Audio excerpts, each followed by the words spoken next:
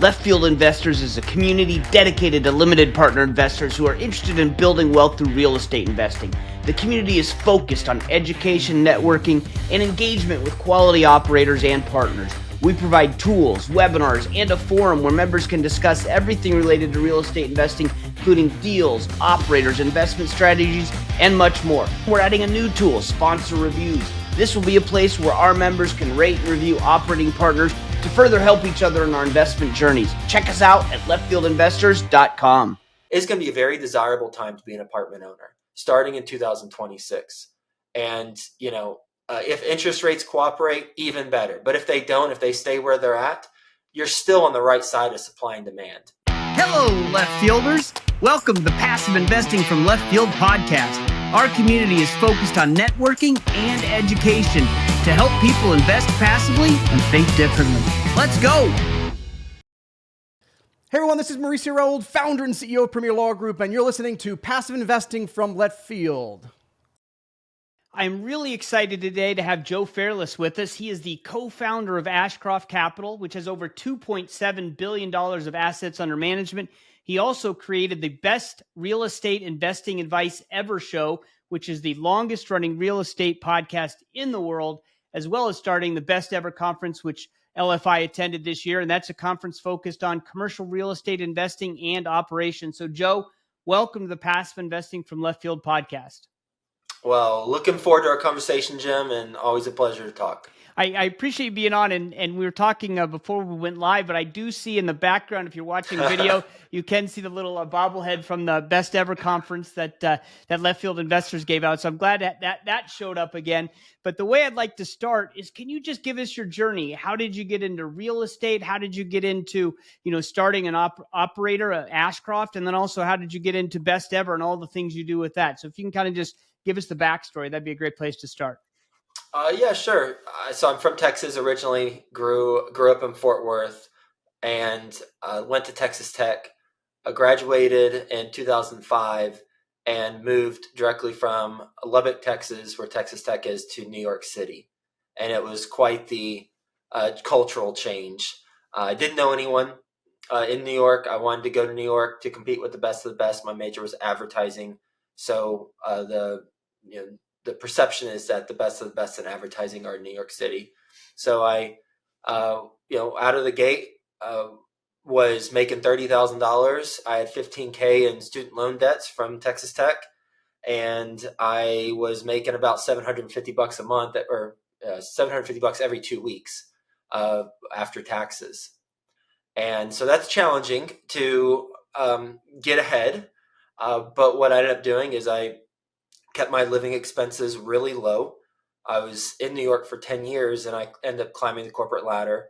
Ended up making about $150K as the youngest vice president of a New York City advertising agency on Wall Street.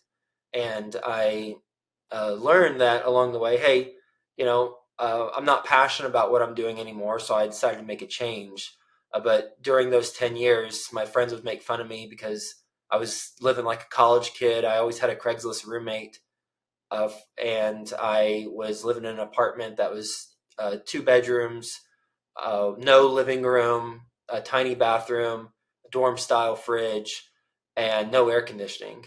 And New York summers are hot, by the way. And so one of the rooms didn't have windows. The bedrooms didn't have windows. And so I would put a washcloth in the little top drawer of this dorm style fridge that also had a little slot for a freezer. I put it in there all day, and then at night I get the washcloth on my forehead, and that would cool me off to go to sleep. And then I'd wake up in the middle of the night and then swap out washcloths and get a cold one. It was crazy. Yeah. And along the way, though, I was saving my money while my friends were upgrading their quality of life. I was saving my money, and I bought my first house about 5 years after I graduated college. And so I'm living in New York City at the time. I bought in Dallas, Texas, Duncanville specifically, south of Dallas. Bought a house for $76,000, saved up $20,000 to buy it. And that was in 2009. And then next year I bought another, saved up about $12K to buy one on a 10% down loan. Then my third house, I paid all cash, but did a cash out refinance the following year. And then the next year, I bought one with a line of credit from American Airlines Credit Union. It was a $40,000 line of credit. And I bought it from a wholesaler for 35, and then they said $5K to get it fixed up and move in ready. It was more than that, but surprise, surprise. But it ended up establishing a foundation for me from a passive investment standpoint, because I'm living in New York City, but I'm buying where the numbers make more sense. And as I was doing that, I was talking to my colleagues about it at the advertising agencies, and they were very interested. They're like, "Wait, what are you doing? You're buying homes somewhere else? You have an apartment here. What's going on?" So I started teaching a class on how to do it in New York, how New York City people can do it. And one of my former bosses at the time attended the class, and he said, "This looks good, but if you ever do something larger, let me know, because I don't want to deal with all this stuff. But if you do something larger, let me know." And I heard that from two people, and I realized that I had customers before I had a product. I had investors who were interested before I had something for them to invest in. And that's when, the light bulb went off, and I started looking at apartment buildings. So let me back up to, you're in advertising, you're in New York City, you're sleeping with a cold towel on your head. What makes you decide, hey, I'm going to save up money to go buy real estate in Dallas and not even live in them, but to rent them out? When I was that age, I was living in Philadelphia working, corporate job, but never once did I think, hey, I'm going to go buy properties in Texas or wherever. So how did you figure out that real estate was something that could make you money and you were going to go buy rental real estate? My dad was a real estate broker in Michigan during the best of times and then during the worst of times.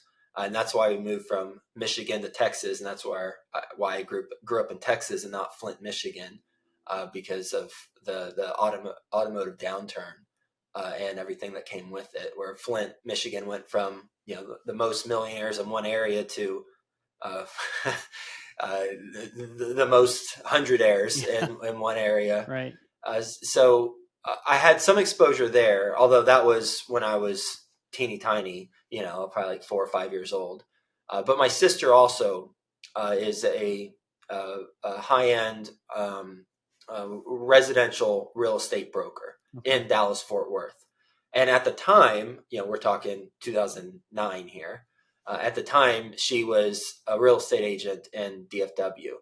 Now, I bought in Dallas. She was an agent in Fort Worth, Colleyville, specifically, so farther away. So she was kind of just setting some guide rails for me, and helping me, kind of see the light. And really, I had my first $1,000 that I saved up.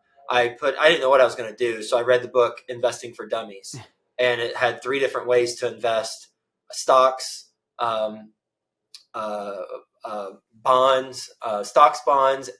real estate, and something else. I forget what the LLCs maybe, but stocks, bonds, real estate, and something else.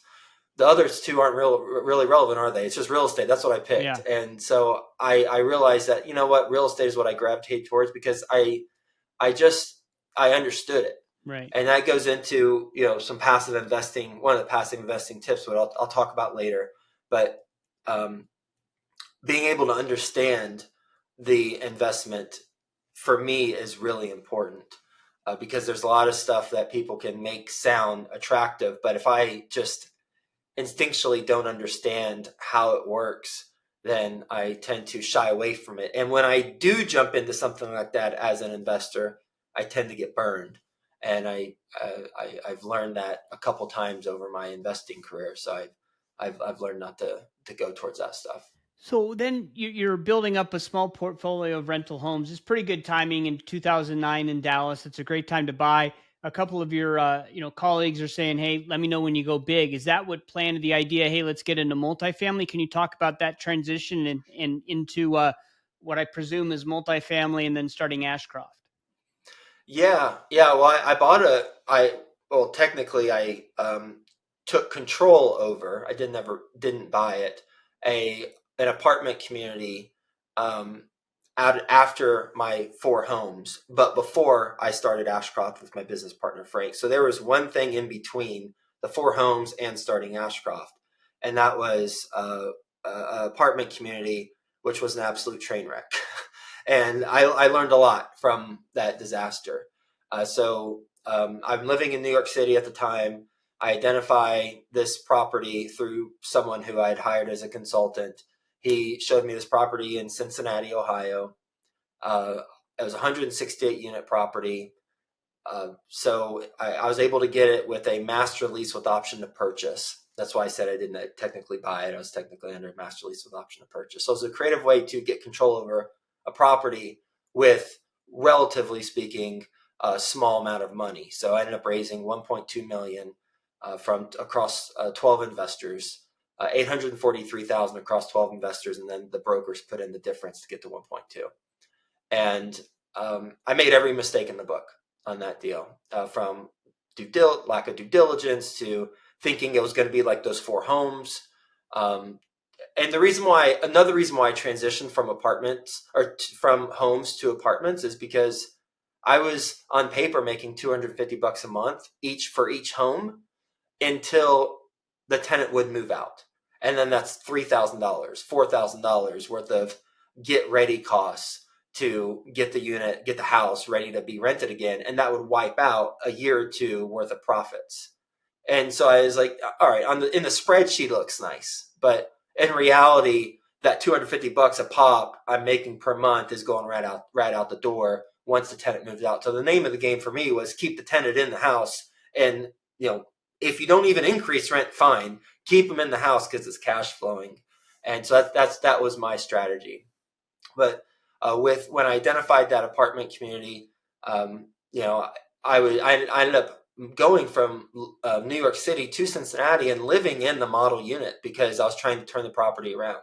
I moved into the model unit at the apartment community. I would pack up all my stuff into like the drawers of the furnished model unit every morning. I'd walk down the street a little bit to the leasing office, and then I would then go meet with prospective tenants and show that model unit that I had just been sleeping in 20 minutes ago. I mean, I was very hands-on, doing whatever it took. I would go to Home Depot. I get the asphalt filler, put it in the trunk of my Toyota Corolla, bring that back, and then after hours, I just out of the trunk just shovel and fill potholes. I mean, I was doing whatever it took, but none of it was made a material difference. And that's one takeaway I learned.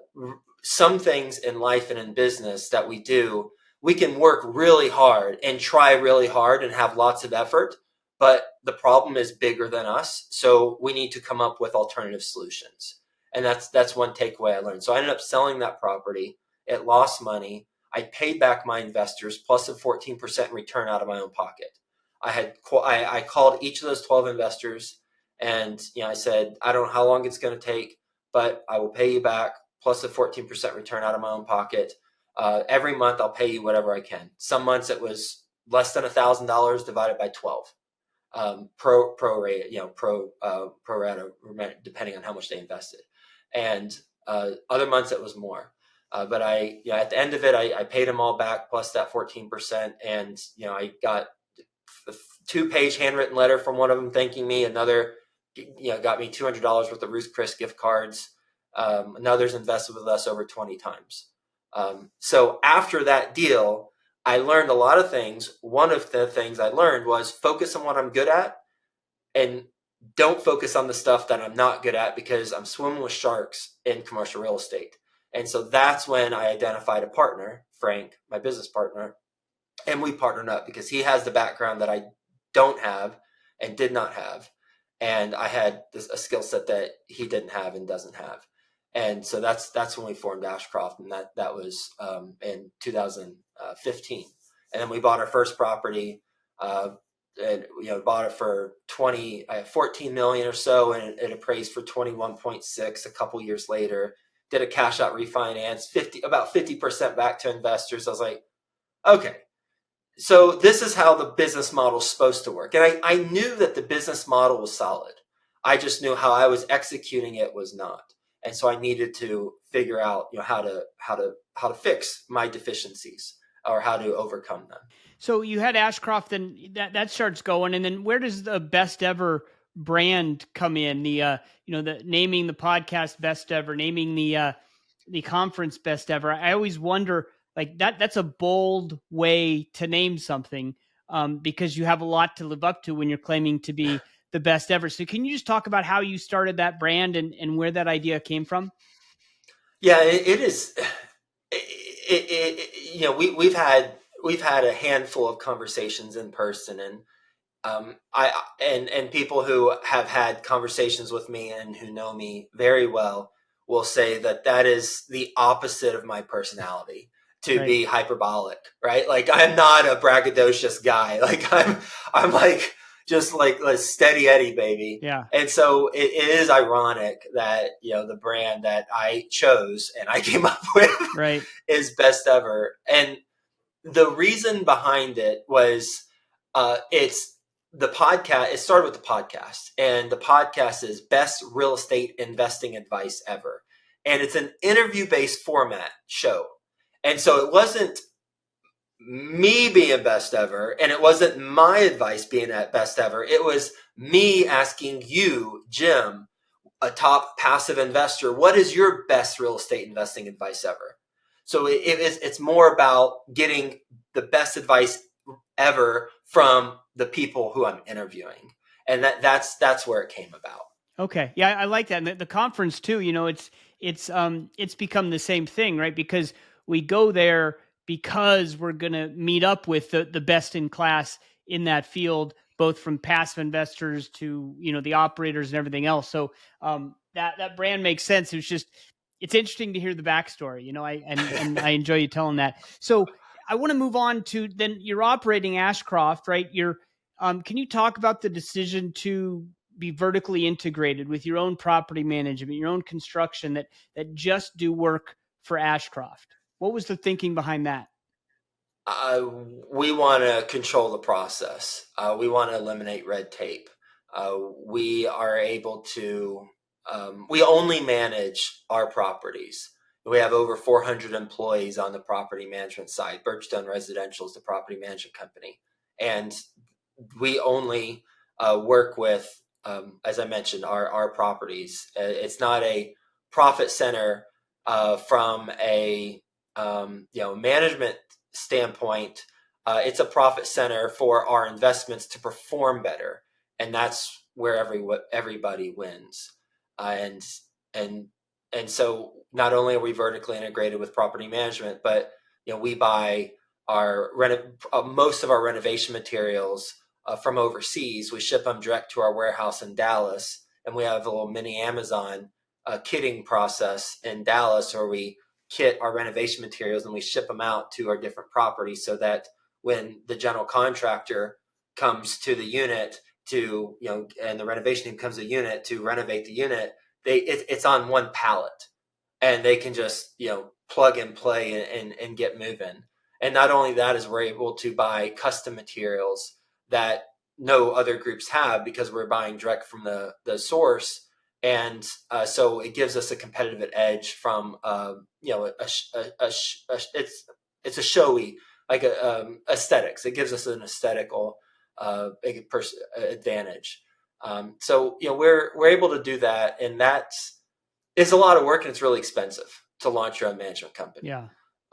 But ultimately, it's worth it, because your properties, well, I'll speak for myself, our properties perform better as a result of it. Our occupancy went up about 2 percentage points, which, when we're talking over 10,000 units, that's a material difference. Yeah. Delinquencies go down. There's all sorts of different KPIs that we look at that ultimately makes it more effective. And then your markets, you're very focused. It seems like in Texas, Florida, Georgia, North Carolina. Those are those are popular markets, right? That's where the growth is, economic growth. People are moving to those markets. But how did you decide those specific markets and to really concentrate and focus on only those markets and where you're not necessarily everywhere, right? You're just in these few states. Yeah, we want to create scale in the areas because that gives us management efficiencies. We're able to hire a regional manager who oversees properties in his or her geographical footprint that's not too far away for him or her to go get to. And it's just when you concentrate more like that, it's just more efficient. Plus, you can exit as a portfolio a little bit easier to buyers who want a concentrated portfolio in a certain market. Whereas if you have if you're spread all over the place, they're going to have the same issues that you might have, but they're probably not having their own management company, so they're going to have to find 5 different management companies in 5 different markets, and that's going to be a problem.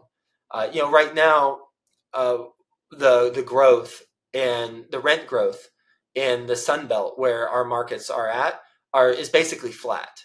And that's because of the historical supply that's flooding the market now and probably for the next 10 to 12 months. And so that's why we see the headlines in the newspapers about supply and apartments getting flooded the marketplace, which is absolutely true. The flip side is also true, though. It's about to turn 180. I know you know this. That the amount of supply, the amount of completions this year, year to date, 284,000. Actually, through June, 284,000 completions for this year. To put that in perspective, 217,000 is what the average has been for the last 23 years over the full calendar year. Over the full calendar year, 217,000, but yet through the first half of this year, it's 284,000. But here's the kicker. The average occupancy, we're talking about on a national level, is 94.2%.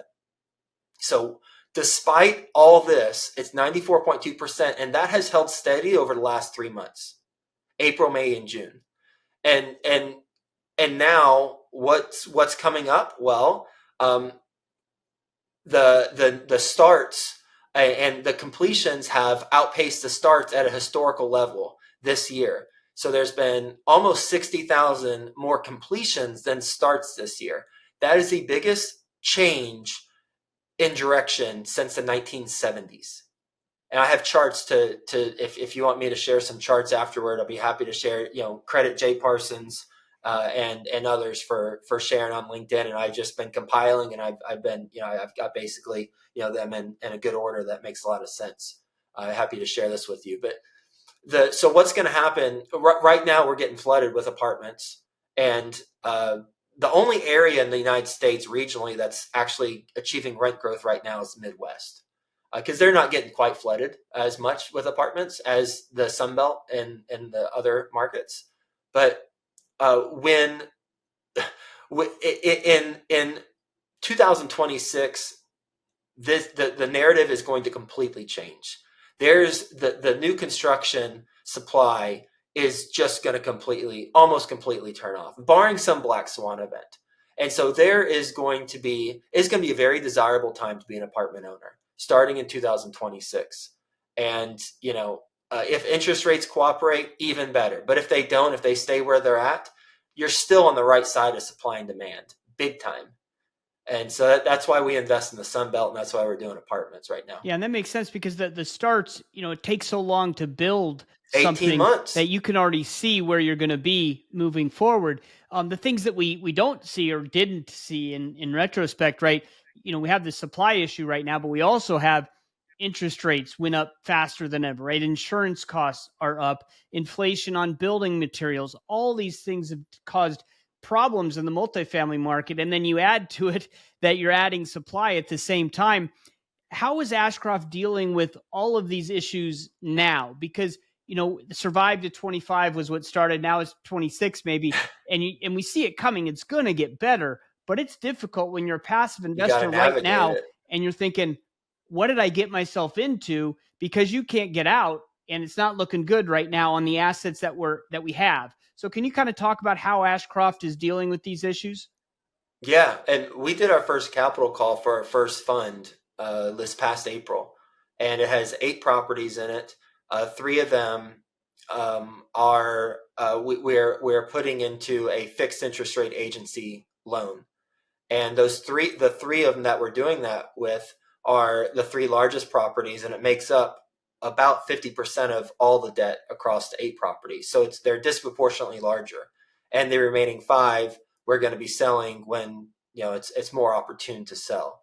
And so ultimately, how people, not just operators in multifamily, it's just how human beings deal with the challenges that they are presented is what makes or breaks their success and I'll just say their success in life, however that is defined. But I think that can be open for many definitions and still be a on point statement to make, because when ideally we would have had fixed interest rate loans on our properties. We had floating interest rate loans on our properties with rate caps, but most people know on this show, if you have a rate cap, that's great until it expires. And then if interest rates have increased dramatically, then that's not so great. It sucks. And so what do? Well, you got to come up with a solution, because that's what happened. So now what's the solution? And having the approach of, okay, this is the situation. This is the solution we're proceeding with. And then we called every one of our investors, 1,097 investors in that first fund. We talked to about 90% of them or so. And we said, and obviously did a group webinar, but also had those one-on-one calls, and said, this is the plan, this is what we're proceeding with. And so having that solution-oriented mindset and taking a punch and moving on, and figuring out, okay, this is the solution. It sucks. No one wants to be in the situation, but this is where we're at, and this is the plan to get out of it. And a lot of it's listening. First and foremost, when you jump on a call with an investor, it's hearing him or her out and just being present. And then it's answering questions that he or she has. And then it's, if it's appropriate, to reiterate the solution that we are proceeding with, the plan. And so that's what we did with that fund. We've also sold 26 deals and netted a 25.6% average cash on cash return to our passive investors. So one thing that I look at as a passive investor is what type of NOI growth has an operator had with their exits, because cap rates, as we all know, compressed previously for over the last 7 to 10 years, about the last 10 years minus the last 2. So that's great that you got a good return, but tell me about the NOI growth and where did that come from? Because that gives a better indication of the type of operator and the type of execution on the ground that they have with the business plan. And so that's our approach and how we're navigating it. And also we went to those investors who participated in the capital call, and we said, we will give you GP carried interest on the next deal that you invest with us. So we do whatever we can to continue to show to them, you're important. I care about you. We care about you, and we're going to not only see this thing through to the best of our ability with this business plan on this fund, but we're also going to give you something on a future deal, which we actually have right now that we're purchasing in Orlando. Leftfield Investors is a community dedicated to limited partner investors who are interested in building wealth through real estate investing. The community is focused on education, networking, and engagement with quality operators and partners. We provide tools, webinars, and a forum where members can discuss everything related to real estate investing, including deals, operators, investment strategies, and much more. Coming soon, we're adding a new tool, sponsor reviews. This will be a place where our members can rate and review operating partners to further help each other in our investment journeys. Check us out at leftfieldinvestors.com. Can you talk about, capital calls are hard to take for LPs, right? And I think that it doesn't mean that the operator is a terrible operator. I'm never going to invest with them again. For me, it's a lot of it is how is it done? How is it communicated and the timing of it? Because there's a lot of operators who I think have been hoping that interest rates would save them. So they keep pushing off notifying people of problems or potential issues. And then you see some operators who are totally proactive. So can you just talk about what the process is from an operator? How do you make the decision that, hey, we're going to do the capital call, but then also how and when do you communicate it and how do you position it so the investor isn't surprised where, hey, you sent me a report last month that everything was great, and now I got a capital call and you're telling me it's mandatory and I got to, wire my money in 3 days. So can you kind of talk through that process? Yeah, that would be whiplash, right? Oh, yeah. That's the exact opposite of what you want to do. You what you want to do and what you should do is you should show them. We do monthly updates, and so that's helpful to continue to share the narrative of what's taking place and what you're working on to try and solve it. That way, they can see, okay, well, obviously we need to come up with a solution.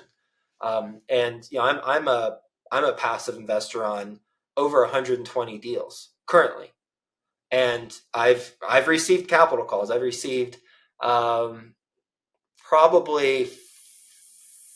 4 out of the 123, 4 to 5, and I've participated in all of them except for one, and the one I did not participate in.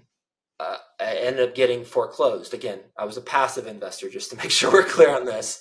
But it ended up getting foreclosed on because the operator, when there are two issues present, when these two issues are present, it's probably a sinking ship. 1 debt, 2 operations. If both those issues are present, you're probably not going to come out well. If it's low occupancy, in this case it was 70% occupancy, and it's a lender knocking on the door saying, rate cap, where's my rate cap? Where's my new rate cap? Or loans coming due, like, what are you going to do? It's not going to work. And the reason why is because if they're an occupancy issue, 1, they're incompetent, or 2, it's a bad market, right? Like one or the other. You pick the wrong market, submarket, or what the heck is going on? The competition's at 92% occupancy. Why are we at 70%? Why are we in the low 80s? Well, we're doing the value add business model. We're doing renovations. Well, stop for a moment. So there's some nuances there. Unless they're getting the capex from a bridge loan, and the money that is being put towards that is going directly. It's not hurting the bottom line. You can get into the weeds a little bit there, but generally speaking,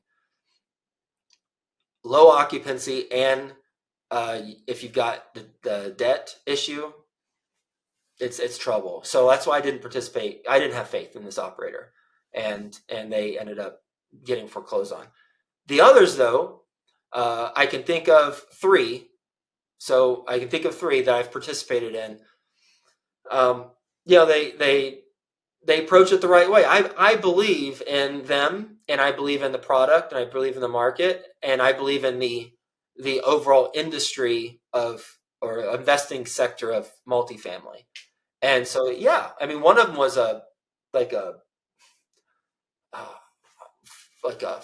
almost a 35 or 40% capital call, I think, and that was a deal I put in $500K. I saw the capital call and it was like 40% or something, or 30%. I was like, oh, that sucks for anyone who put in a lot of money. And then I look at my spreadsheet, I'm like, shit. But I believe in I believe in the things I mentioned, and so I see it on both sides, and ultimately it's looking at those two things, operations and debt, and making sure that both of those things aren't an issue. If one of them's an issue, and ideally, honestly, it's the capital markets, because if it's the operator and operations issue, that's going to continue regardless of what happens in the capital markets. But maybe they bailed out later with something. But if it's those two things are present, that's trouble. So how on the ones where you had capital calls from where it wasn't your company, but you were an LP investor, what information did the operator give you, or what did you ask for that helped you make that decision? I mean, I love how you're saying, yeah, there's two things, operations and debt are the problems. And if those are, if both those are happening, you're probably not going to participate. But as an LP investor, when you get a capital call, it's a shock. And then you have to figure out, okay, how do I determine if I'm going to participate or not? So can you talk a little bit about the information you looked at specifically? Where is my money in priority in the capital stack? That's number one. Number two is how many more years do we have on the loan, and what's the exit plan for the loan? And then I look at what are the other things that I mentioned that are present? Do I believe in the submarket and the market? Do I believe in the operator? I'll have a conversation with the operator. I talk to each of the operators that I participate in. Actually, one of them I didn't talk to directly. I just listened to the webinar. But the other two, I talked to directly the operator, and I got the story from them. So that's the third thing I'd say. I talk directly to them, or I listen to the webinar, I get my answers, my questions answered, and then I participate or I don't. I can really see the conviction in the team and the expertise in the team whenever I have conversations and I see them talk about the business plan, that, hey, this is where we're at, this is what our plan is to get out of it. It's an intangible that it's kind of a, I can't quantify it, but it's more of a instinctual thing where if I believe in them and it's a solid plan, then okay, I'll proceed. As long as the money that I'm putting in is priority to being paid back. Because then it's just a matter of, okay, if my money on the capital call goes to the very top outside of debt and maybe pref, and the value is this, then okay, at minimum, I'm going to get my money back from the capital call as an LP. And then I could save my original money as a result of this. And I think that's something that some people miss is, well, I'm not making a return on that capital call money. In some cases, it might not be. In some cases, they're making a pref accruing. Well, it's not. I think about it, well, how long would it take for me to earn back $100,000 that I originally invested? Because that's what I'm trying to save. That's the return with this new money. That's exactly. Yeah. That's the return. Yeah. So I want to talk about kind of lessons learned from both sides, right? Because you're unique that you're an operator who had to do a capital call, but you're also an LP who had to participate in some capital calls. So if you go back to the, before the investments were made, either as an operator, what could you have done differently so that you wouldn't be in this position? And also as an LP, what could you have done differently? Is it just, hey, interest rates went up faster than anybody ever thought, so it's the bridge loan was the problem? Or are there other lessons to be learned, things to avoid, that maybe decisions you would have made differently? Hey, interest rates went up, so the bridge loan was the floating interest rate loan was a problem. That was the problem. Yeah. From my standpoint, that was the problem. Sure, there's insurance goes up and supply, but And you can probably navigate that. It's the rate cap that cost $31,000 originally is now costing 1.3 million. Right? That's the bigger problem. Right. Insurance didn't go up that much relative. So looking back, there's benefit. We exited 26 deals, 25.6% cash on cash return to LP's average on those exits. And those exits benefited from a floating rate debt because you don't pay exit fees, prepayment penalties, or they're much less. And so those returns are improved. There's the other side of the coin, clearly. Yes. And so a lesson learned and duly noted, and something that you learn from and you course correct by either doing only fixed interest rate loans or buying a rate cap for, instead of 2 years or 3 years, buy it for 5 years and through the duration of the hold period, depending on years and years investors' risk tolerance. Right. And we're buying a deal right now in Orlando, and it's a fixed interest rate loan, just to take that risk off the table. Right.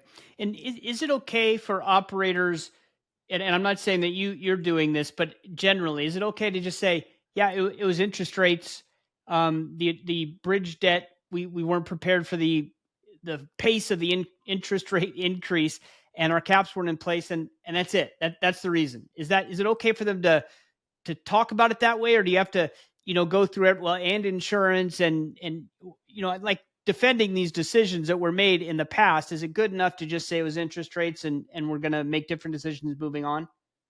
Well, I think it's taking ownership and accountability. Yes. And every deal is different.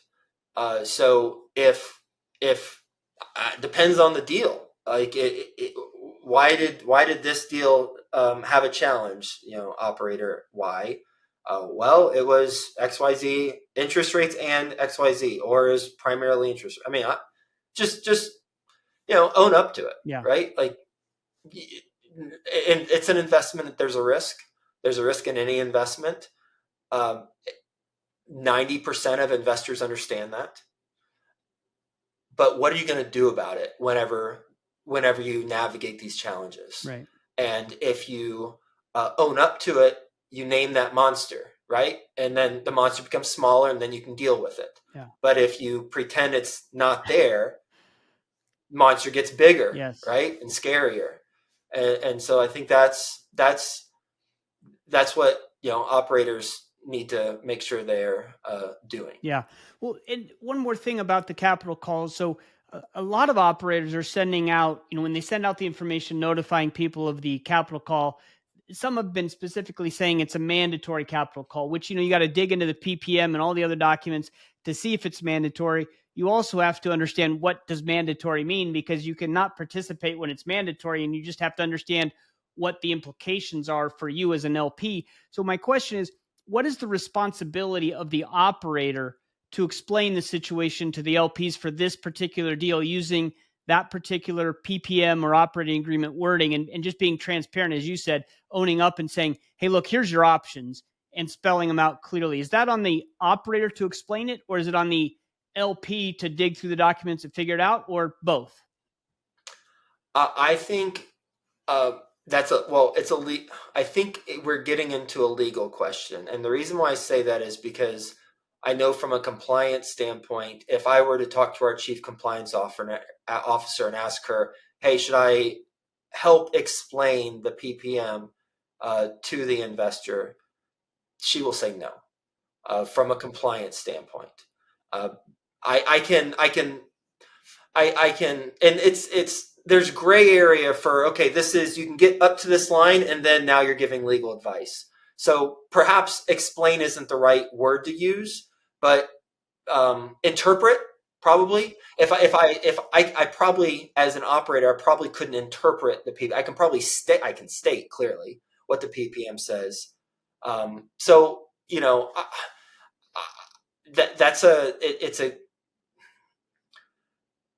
the operators want to make sure that the capital call is successful so that the investors save their money.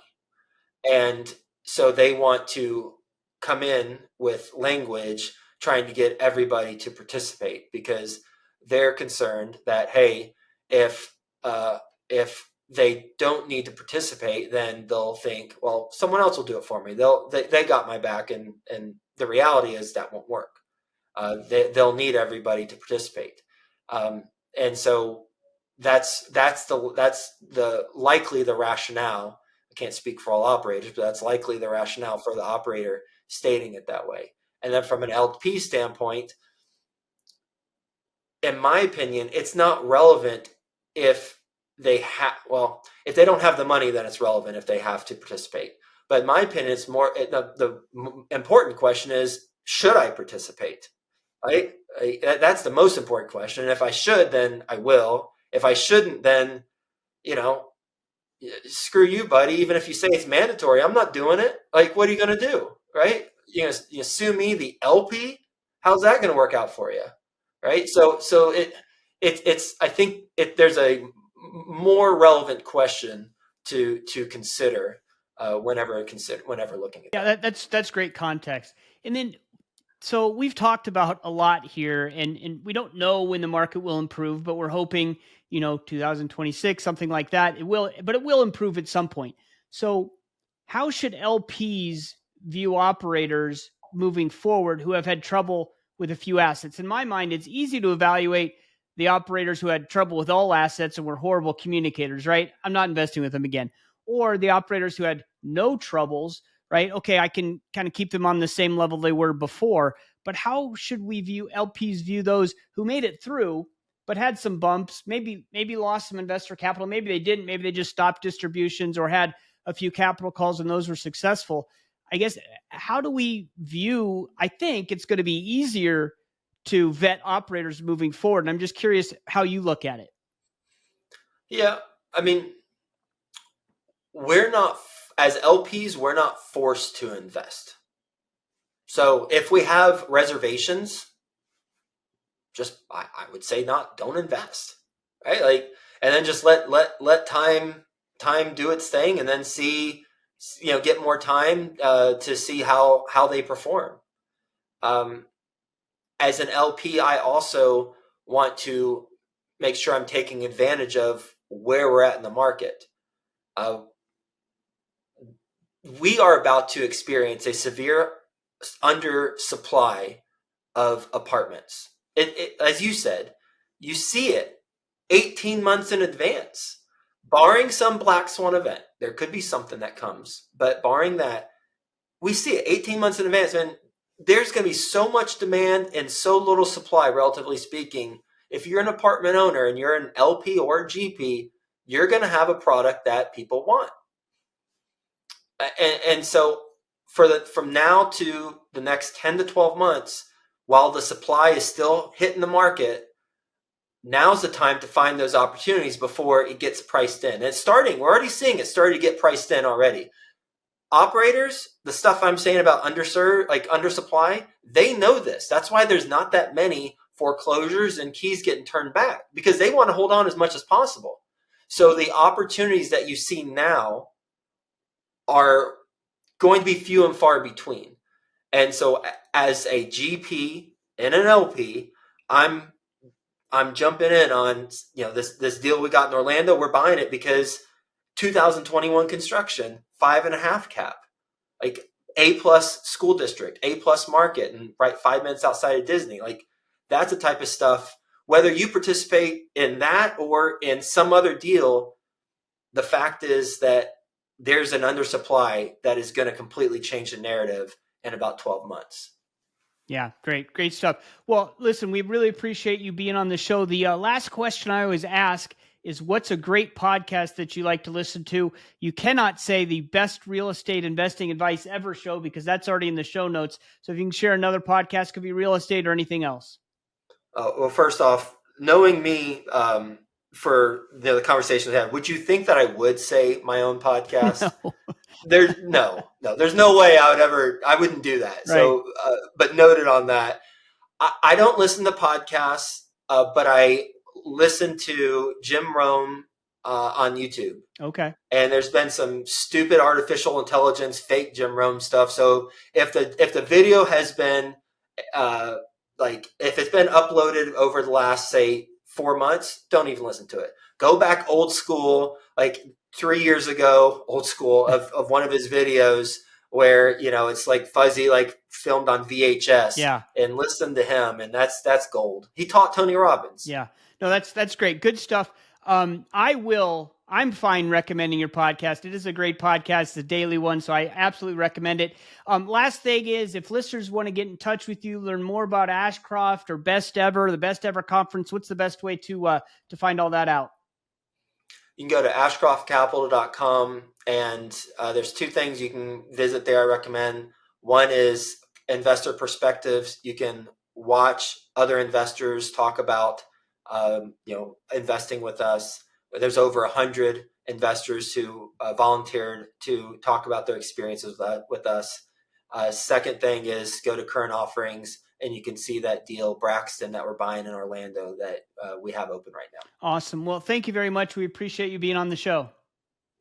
Thanks a lot. Enjoyed it, everyone. Visor provides investors with a secure platform that displays a comprehensive view of all of their holdings on a single, holistic dashboard. From real estate syndications to private equity, crypto to traditional investments, with AI-driven, unbiased, honest insights to maximize return, Visor is your one place to rule them all. Automating performance tracking, projecting future cash flow, analyzing all your financial documents, and much more in one powerful solution, making it easy to follow the money. Sign up for a free 30-day trial now at Visor.co. Have a deal in mind and a group of investors ready to go? Use TribeVest to pool your capital together through a multi-member LLC. TribeVest has streamlined the group investment process, making it easy, quick, and safe to do business with others. Start a tribe and invite your partners to join. Then you can use the platform to collaborate with your partners, pool capital, and manage your joint investments. I'm in 12 tribes myself. It is a great way to learn from others, spread risk, and get into deals at lower minimums.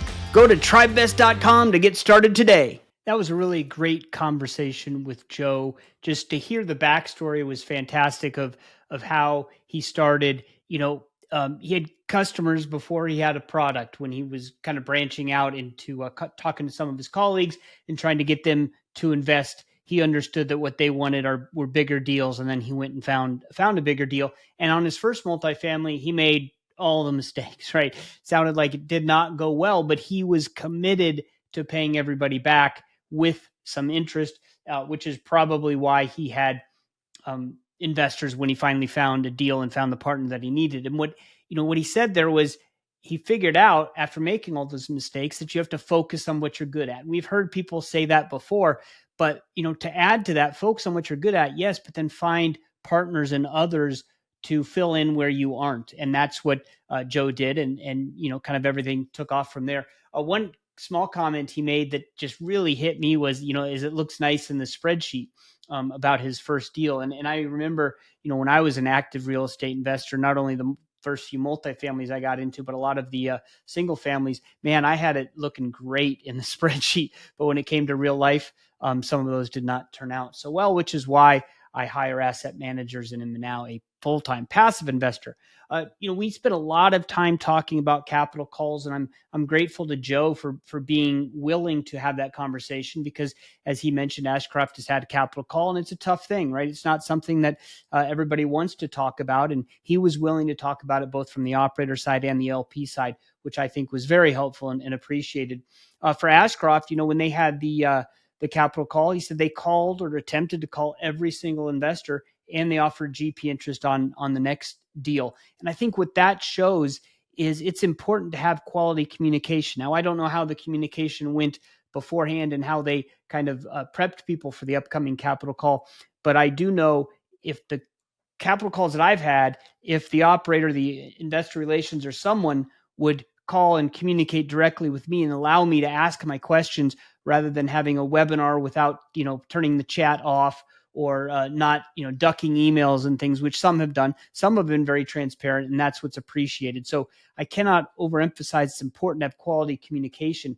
And that's why, even though that's always been something I've required of my operators, I'm going to be even more stringent before investing with a new operator. Make sure ahead of time that they show me all of their communications. If they had a capital call, I want to see the paper trail leading up to it and how they communicated with their LPs, because that's important. Not every investment's going to go great. And as we talk about, passive investing in syndications, it is long-term, illiquid, and completely out of your control. So all you have is the contact to that operator and the effectiveness of their communication. So, as an LP, Joe talked about, if he looks at the capital, it's a capital call, and both the debt is one part of the issue and operations are a problem, he's probably not participating. And so if both of those, that means there's significant problems, and you probably want to really, really think hard about participating or not. And I also, I liked what Joe said about the mandatory capital call. The key is not to say, oh, it's mandatory, I have to do it. Oh, it's not mandatory, I'm not going to do it. Obviously you got to dig a little bit deeper, but the key is determine if you want to invest. So you got to re-underwrite this deal, look at it again, make sure you have the full information, and then make your decision.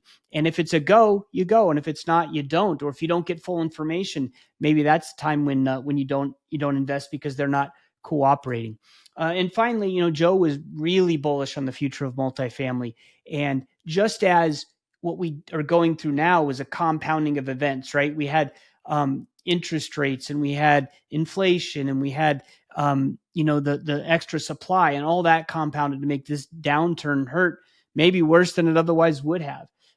But when we make the turn, we could have the same thing in reverse. We could have compounding factors with possibly lower interest rates, inflation slowing down, and then we have the big wave of undersupply, because these starts, as he said, we're looking 18 months in advance. And if they're not starting the projects now, they're not going to be ready in 18 months or 2 years. So it looks like there could be some good things coming for a multifamily investor. So really appreciated that perspective. Appreciated Joe coming on our podcast. That's all we have for this time. We'll catch you next time in the left field.